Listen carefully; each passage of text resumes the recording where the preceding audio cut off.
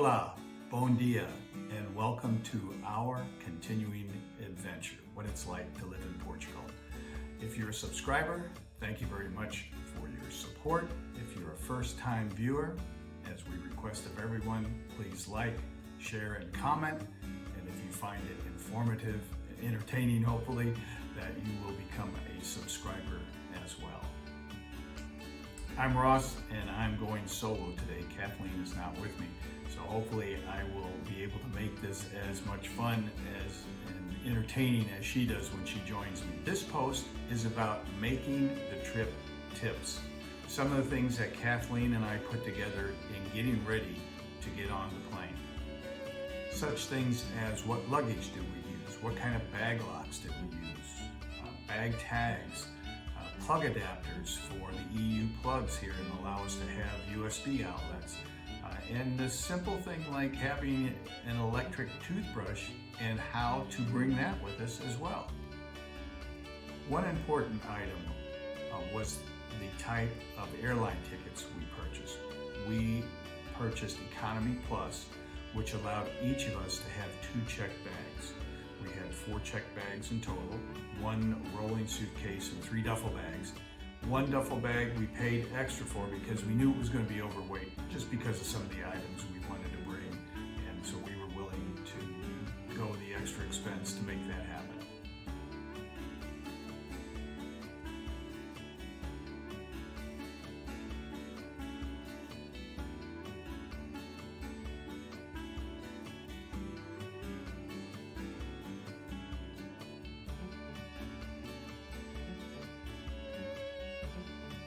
We also had 2 carry-on bags,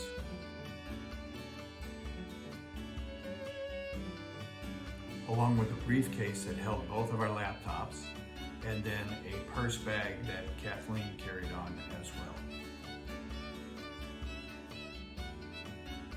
The check bags had TSA approved locks, combination locks, which means that the TSA, if they needed to unlock them, they didn't have to cut them.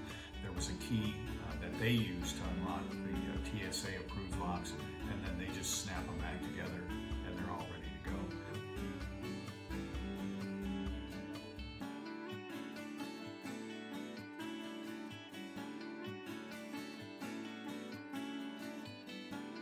We also had brightly colored, I think they're lime green, bag tags with our information, our address here in Porto. You just never know when a bag is going to get set aside and they need to have the identification to know where to deliver it to.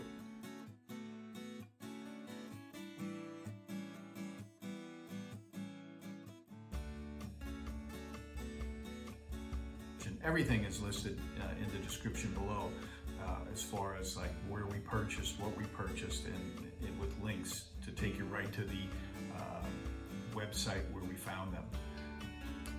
As we were getting ready to pack up, one of the things that Kathleen brought up, basically she said, am I going to be able to take my electric toothbrush, or I'm going to have to buy one in Portugal? I got online and what I found was a USB adapter cord for her Oral-B toothbrush. That's the only one I look for. I'm sure there's others, but it's a USB adapter. So if you have your favorite electric toothbrush that you got in the US, there's a really good possibility that you can get a USB cable, plug it into a USB outlet, and still charge that cherished electric toothbrush and bring it with you.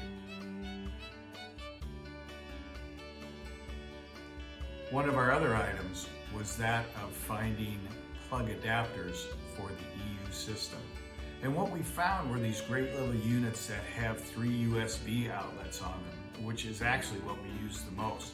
We can also plug in our laptop converters, phone converters. They look like the American plugs, as you see, but they are not 110, they are 220. If you look at the information on your converter for charging your laptop or your phones, in most cases you will see that they are good for either 110 or 220. If you plug something into these outlets that requires 110, guess what? you're going to have smoke, snap, crackle, and pop. So just know that these are not converters. These are just adapters. And they work great. We also thought it would be great to have a battery backup for our phones during our flight, during traveling from the US to Portugal. And we actually got this in a Yankee swap at Christmas. So this little unit here is also emergency lighting. You can charge your phone off it. And what I like is the fact that it has its own little charging cable for the USB, which is great. It comes in it's all in one. And it has two little pieces here that you can hang it somewhere. It's magnetic on the bottom, so you can, if there's a metal surface, a fridge or whatever, you can snap it on there.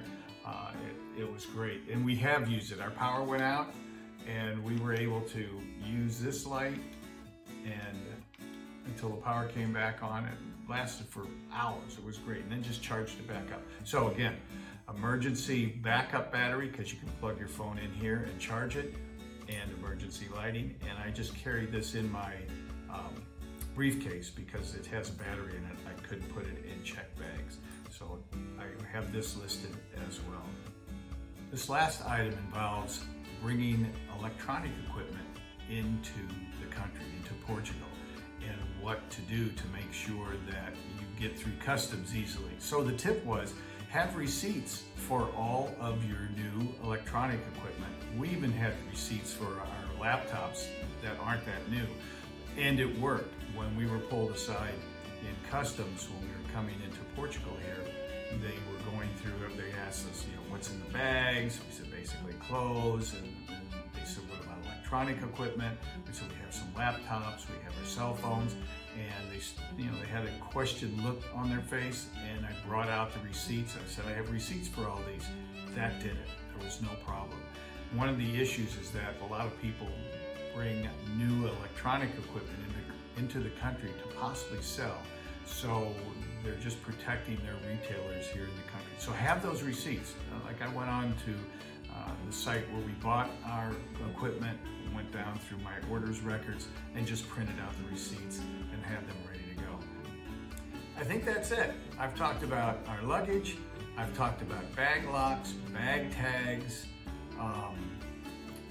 outlet adapters, USB connection for your electric toothbrush, and emergency battery backup for your phones, and throw in some lighting, and then receipts for electronic equipment. Those are things that sometimes maybe we wouldn't think about, or we weren't thinking about some of it, and it was very helpful in having all those pieces together and ready to go.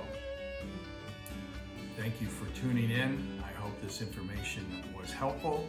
Please like, share, and comment, and definitely subscribe if you want more information about getting to Portugal and what it's like to live here. Remember, life is just one adventure after another, and if Kathleen were sitting next to me, we'd turn and we'd say, what adventure are you on today?